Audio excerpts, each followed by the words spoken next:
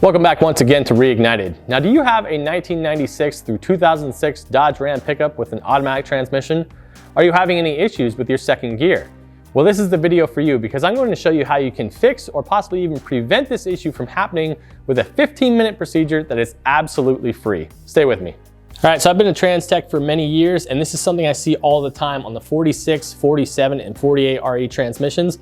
A lot of times guys start having an issue where it starts slipping going into second gear, or it feels like second gear is just gone altogether, and they'll think, man, I gotta get out from underneath this thing, I gotta get rid of it, and they'll trade it in cheap. That's a mistake, guys. It could be a very, very simple fix, and I'm gonna go over that procedure with you right now. And the great thing is, it doesn't require huge mechanical knowledge. You don't have to be a mechanical genius for this one. Even if you have some basic tools, it's a very simple thing that anyone can do. So the key to this repair is that it is a band adjustment that is done external from the vehicle. You don't even have to drop the pan or anything like that. So again, there is zero cost involved with doing this repair. Now you might say, well, that's all well and good, but what in the world is a band adjustment? Now, I don't know about you, when I hear band adjustment, I think of like rubber bands and tightening the tension on a rubber band. That's not what this is, but I've prepared a short demonstration to show you exactly what's happening. So I wanted to give you a quick visualization of what exactly it is that you're doing, because I feel like once you understand what you're trying to accomplish, the repair is that much simpler. So in this case, imagine you're looking straight down the center of your transmission. This is your input shaft, and this is your gear set that is spinning inside the transmission.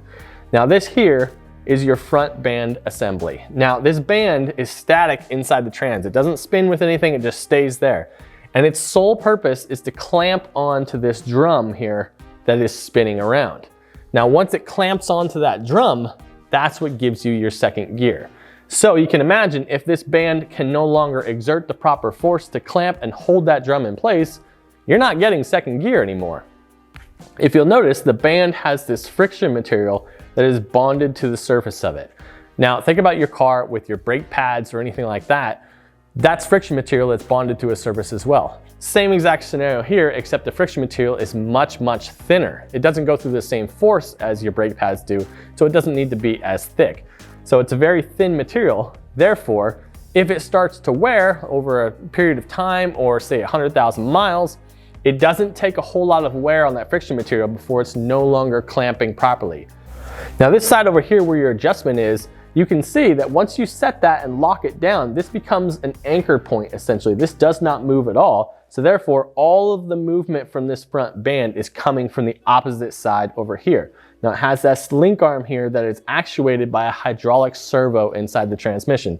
Now that servo only has a certain amount of throw to it. It has so far that it can move. So you can imagine that if this friction material wears down to a certain point, that hydraulic servo is giving you everything it's got, but it still isn't far enough to clamp this thing down properly and really hold on to that drum to give you your second gear. So then what's the solution? Well, at that point, that's when we need to adjust the anchor side and move it in far enough to where now the servo with its full throw can properly clamp on to that front band. And that's exactly what we're trying to do in this video. So the key to what we're doing here is this guy right here. This is your anchor point adjuster that goes through the case and adjusts where that band anchor stays. So this is what we're going to be loosening and adjusting. Now, an important thing to notice here is look at how much of this stud is still sticking out from this nut. Now, if you look in here on your transmission and this stud is flush with this nut, you're not going to be able to adjust this band any further. It is already at the maximum level of adjustment. And that means that the trans does in fact need to be overhauled.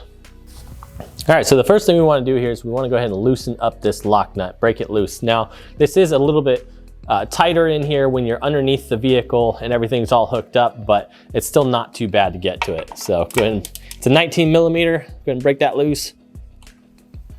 Oh man, somebody had that cranked on there. Doesn't really need to be that tight. Now, a word of warning here. This stud, don't back it out with your hand. Don't spin this whole thing out, because if you do, the little fork I was showing you earlier on the board will drop down into on top of your valve body, and you'll have to remove the pan and the valve body to get it and put it back in there properly. So again, it would have to spin out a ways, so you don't have to worry about it spinning out like one turn or anything, but just be careful about that. Don't go spinning this thing out for no reason.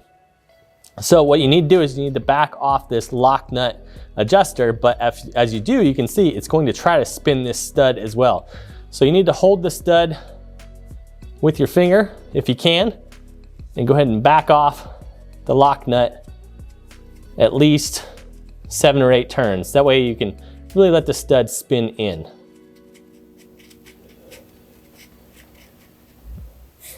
All right, there we go. So now the lock nut is backed up to where it is about flush with the end of the stud itself. Now what we're going to do is we're going to run this stud in, go ahead and spin it in and tighten this thing down until it reaches 72 inch-pounds. Now I need to be very clear about that. 72 inch-pounds, not foot-pounds.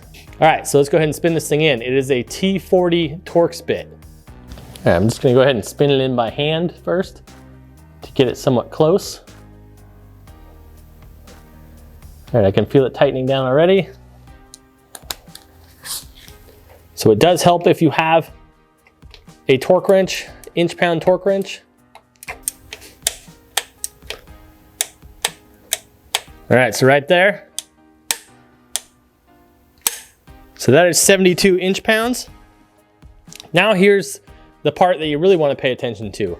Do not leave it like this. We're gonna back this screw back off again to achieve the proper tension in here. Because if you leave it like this, that band is going to be firmly attached at all times, and it'll be stuck in gears and won't want to actually shift at all.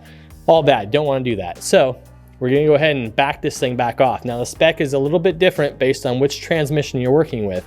On a 46 RE, it's 2 7/8 turns. On the 47 and 48 RE, which this is a 48 RE, it's 1 3/4 turns that we're gonna back it off. Now what I've always found to be a good way to keep track of how many turns you've done is I'll take just a little bit of white out and put it on the bolt or on the stud itself, just so you can keep track of how many turns you've done. All right, let's back it off.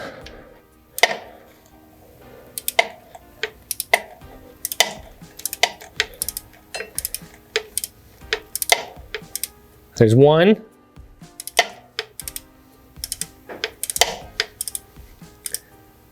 And 3/4 turns. So go ahead and use your hand to spin the lock nut back into place, and then we can use a wrench to tighten our lock nut into place. Ooh. Want to make sure that that stud doesn't spin while you're doing that.